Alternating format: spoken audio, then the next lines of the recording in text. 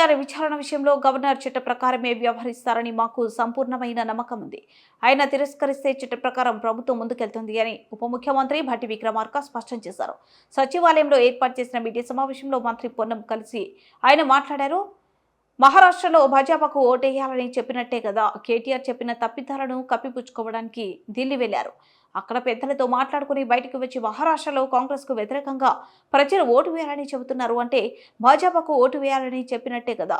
మహారాష్ట్రలో భారత్ ఎందుకు పోటీ చేయడం లేదు? 30,000 కోట్ల అయ్యే ప్రాజెక్టును 1.20 కోట్లకు పెంచి టెండర్లు పిలిచి కేటీఆర్లు అమృత్ టెండర్లపై మాట్లాడతారా? అమృత్ పనులు అంచనాలను భారత ప్రభుత్వం హయాంలోనే అడ్డగోలుగా పెంచి టెండర్లు పిలిచారు. వాటిని రద్దు చేసి మళ్లీ పిలిచి తక్కువ మొత్తానికి టెండర్లు ఖరారు చేస్తే కేంద్రంపై మేము భారం తగ్గించినట్లు కాదన్నారు. సార్ డిప్యూటీ సీఎం గారు, వీళ్ళు తల్ల కిందలు తపస్సు చేసినా కానీ ప్రభుత్వాన్ని ఎవరు ఆశ్చర్యపరచలేరు. ఈ కేటీఆర్ కాదు, కేసీఆర్ కాదు, హరీష్ రావు భూమి ఆకాశం ఏకం చేసి కింద పైన తల కింద తపస్సు చేస్తూ కూడా ఏం కాదు.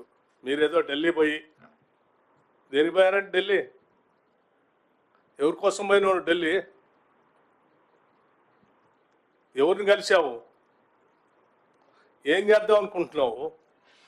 నువ్వు పోయి అక్కడ పోయి నువ్వు చేసిన తప్పిదాలన్నింటినీ కప్పిపుచ్చుకోవటం కోసం, లేకపోతే గవర్నర్ దగ్గర ఉన్నటువంటి పర్మిషన్ ఏదో మాట్లాడుకోవటం కోసం ఢిల్లీ పోయి ఆడ మాట్లాడుకొని మళ్ళీ ఆడ స్టేట్మెంట్ మహారాష్ట్రలో మేము ఏది ప్రజా వ్యతిరేకమైన కాంగ్రెస్ ప్రభుత్వాన్ని కాంగ్రెస్ పార్టీకి వ్యతిరేకంగా ఓటేయండి అని.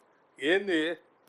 నువ్వే కదా బీఆర్ఎస్ పార్టీ పెట్టి, టీఆర్ఎస్ నుంచి బీఆర్ఎస్ పార్టీ పెట్టి మహారాష్ట్రలో ఈ దేశాన్ని పీడిస్తున్నటువంటి బీజేపీకి వ్యతిరేకంగా దేశవ్యాప్తంగా నా పార్టీతో ఎన్నికల్లో పాల్గొని గెలిచి ఈ దేశాన్ని ప్రత్యామ్నాయం ఇస్తావు, నేను మహారాష్ట్రలోంచే మొదలు పెడతానని చెప్పిన ఆయన నువ్వు ఇవాళ ఎన్నికలు నువ్వు ఎందుకు పోటీ చేయట్లేదు?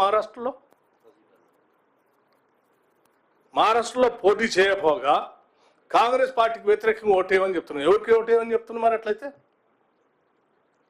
కాంగ్రెస్ వ్యతిరేకంగా ఓటేయమని చెప్తుంటే నువ్వు ఎవరికి ఓటేయమని చెప్తున్నావు? బీజేపీకి ఓటేయమనే కదా. బీజేపీకి ఓటేయమని నువ్వు నిన్నటిదాకా బీజేపీని తిట్టినావు, నువ్వు సడన్గా బీజేపీకి ఓటేయమని ఎట్లా చెప్తున్నావు? దేనికోసం? మీకు ఆ ఢిల్లీలో జరిగిన మంతనాలు ఏంటి? మీ ఇద్దరి మధ్య వచ్చినట్టు ఒప్పందం ఏంటి? సార్ డిప్యూటీ సీఎం గారు, జనరలీ దిస్ పబ్లిక్ హియరింగ్స్లో అడిక్వేట్ పోలీస్ ఫోర్సెస్ డిప్లాయ్ చేస్తాం కదా సార్.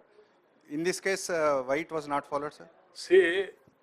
ది డిస్ట్రిక్ట్ కలెక్టర్ ప్రజల మీద నమ్మకంతోనే ఉంటాడండి ఎప్పుడైనా.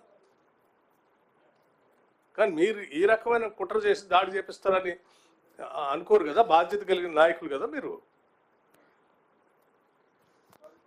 సార్ ఇప్పుడు డిప్యూటీ సీఎం గారు కేటీఆర్ గారి ఢిల్లీ టూర్ మీద మీకు అనుమానాలు ఉన్నాయి?